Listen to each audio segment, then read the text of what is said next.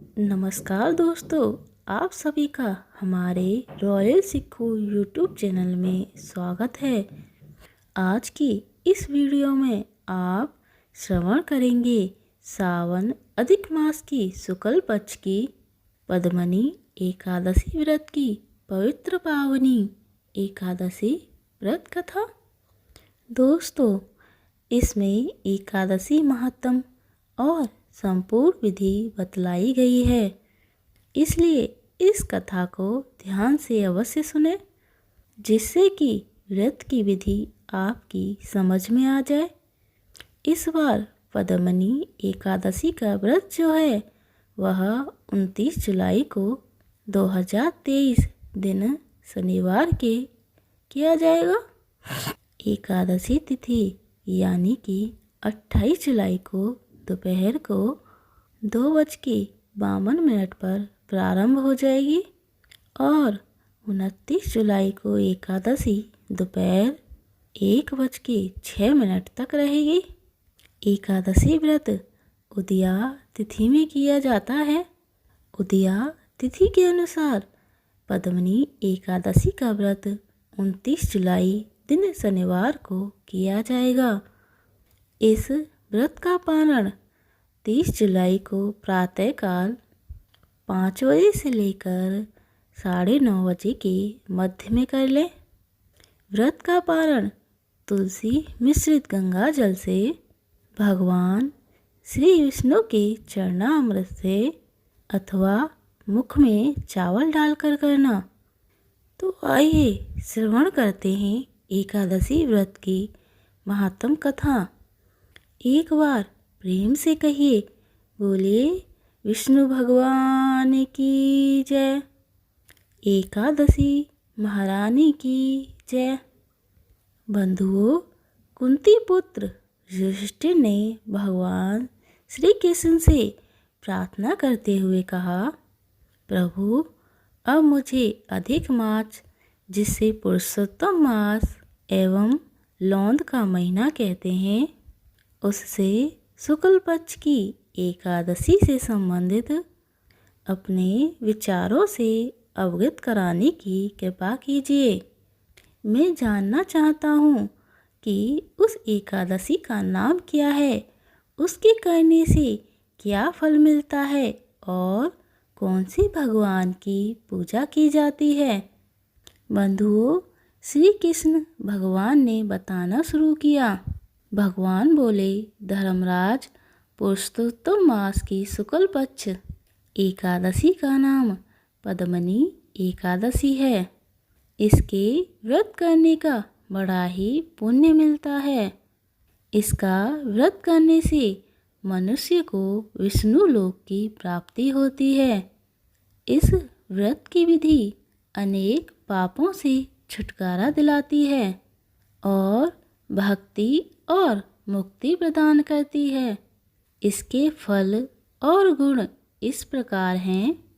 व्रत 10वीं तिथि से ही आरंभ कर दिया जाता है।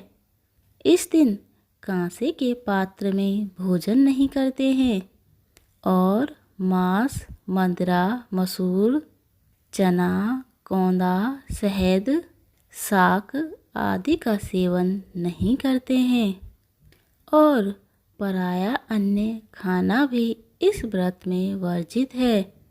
इस दिन नमक भी नहीं खाना चाहिए।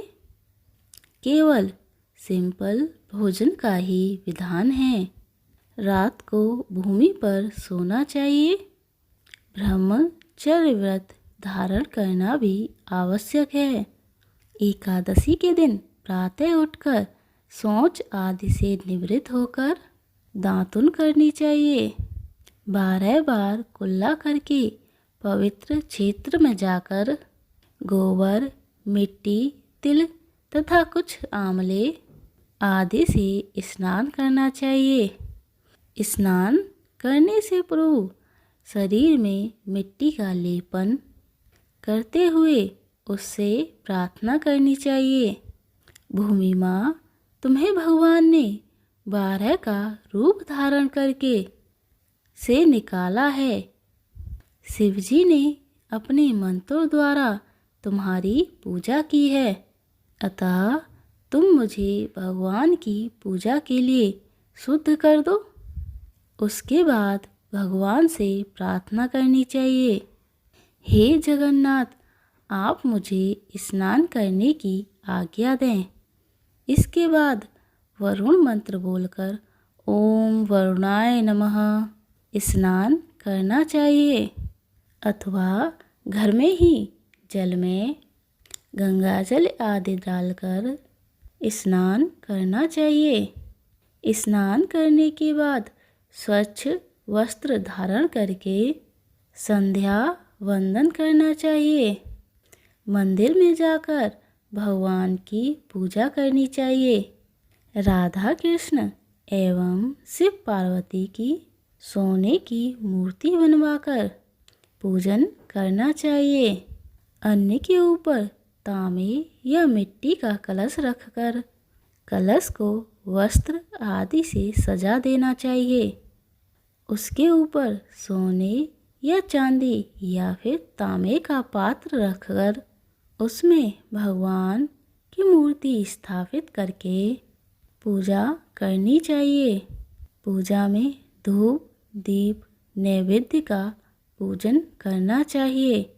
भगवान की मूर्ति के सामने नृत्य गायन आदि करना चाहिए।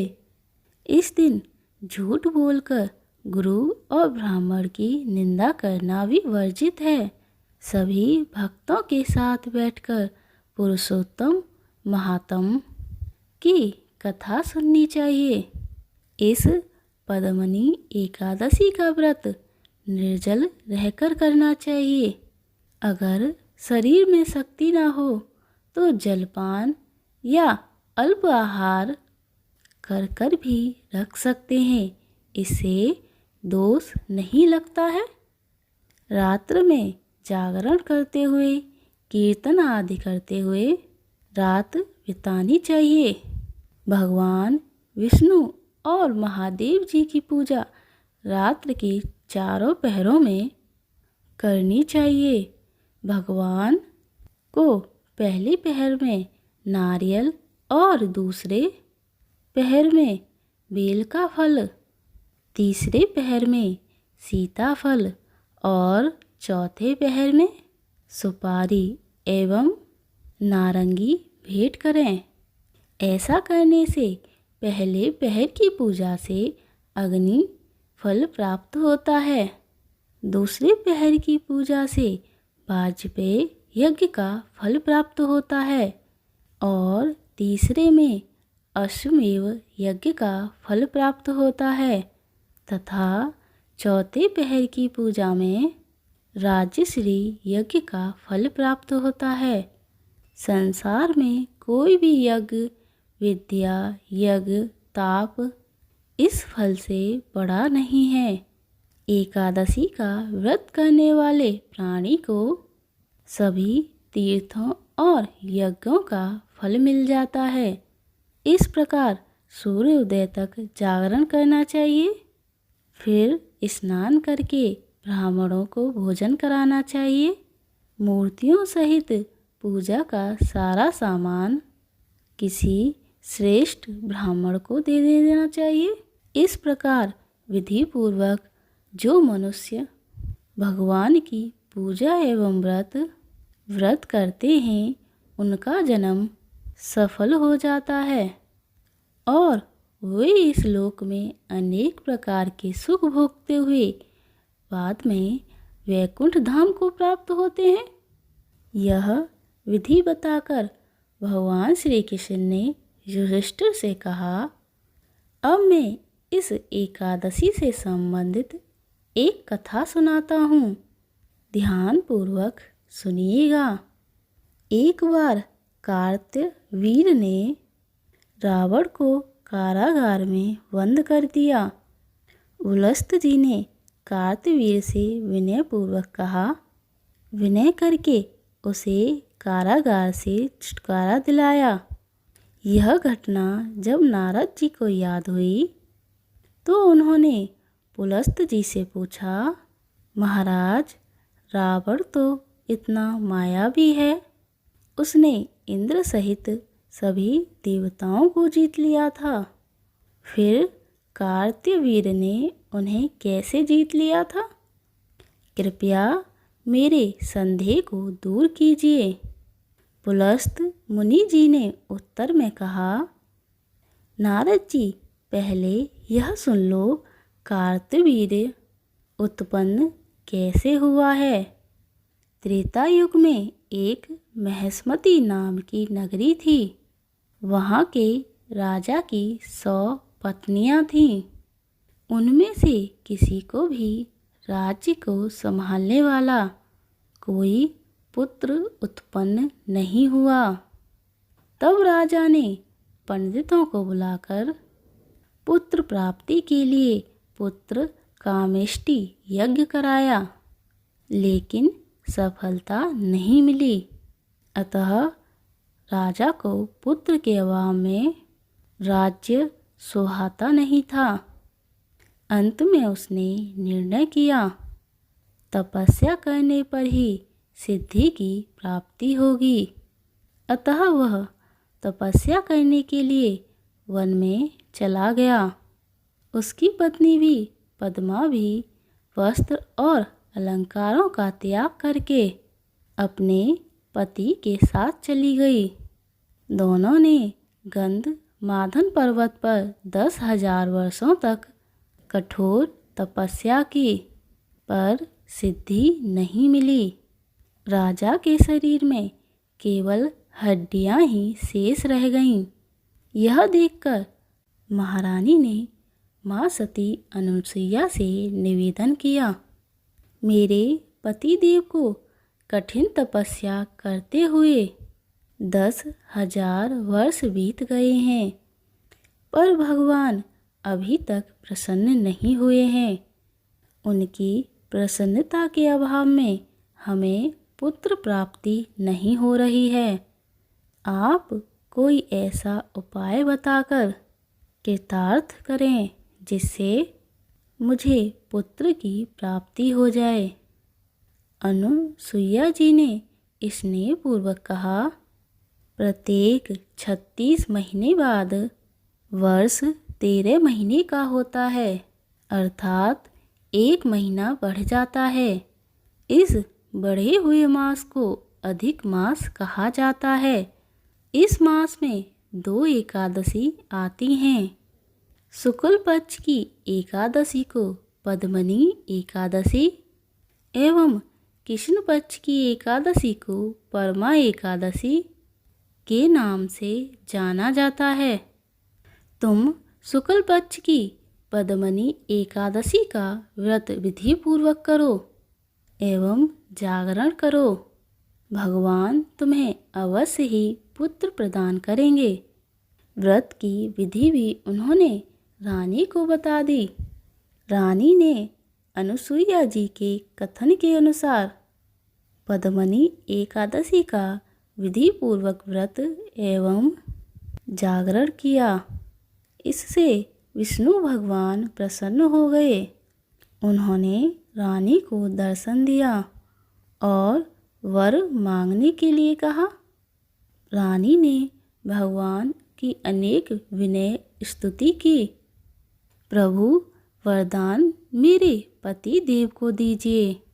प्रमदा का कथन सुनकर भगवान विष्णु बोले, प्रमदे, मुझे मनमास अधिक मास बहुत प्रिय है। इसकी एकादशी मुझे और भी अधिक प्रिय है। तुमने इस एकादशी का विधि पूर्वक व्रत एवं जागरण किया है, अतः मैं तुम पर बहुत अधिक प्रसन्न हूँ। तुम्हें इसका फल अवश्य मिलेगा। यह कहकर उन्होंने राजा से कहा, राजन, तुम जो चाहो वही वर मांग सकते हो। मैं तुम्हारी इच्छा अवश्य पूरी करूँगा, क्योंकि एकादशी का व्रत करके आपने मुझे प्रसन्न किया है। भगवान की इस प्रिय वाणी को सुना तो राजा बोले, भगवान, आप मुझे ऐसा उत्तम पुत्र दीजिए जो सबसे श्रेष्ठ हो, जिसकी सब पूजा करें, अर्थात आपके अतिरिक्त कोई भी देव, दानव, मनुष्य आदि उसे पराजित न कर सकें, उसे जीत ना सकें। भगवान ने तथास्तु कहा और अंतर्ध्यान हो गए। राजा रानी अपने राज्य में वापस लौट आए। उसी राजा के यहाँ कार्तवीर्य का जन्म हुआ था। उसे भगवान के अतिरिक्त कोई भी जीत नहीं सकता था, अतः रावण को उसने जीत लिया। यह सब पद्मनी एकादशी के व्रत एवं रात्रि जागरण का भाव था। इतना कहकर पुलुस्त मुनि वहाँ से चले गए। श्री कृष्ण भगवान ने युधिष्ठिर से कहा, हे धर्मराज, जो मनुष्य इस व्रत को करता है वह विष्णु लोक को चला जाता है। पद्मनी एकादशी के व्रत में राधा कृष्ण एवं शिव पार्वती पूजा करनी चाहिए। बोलिए विष्णु भगवान की जय।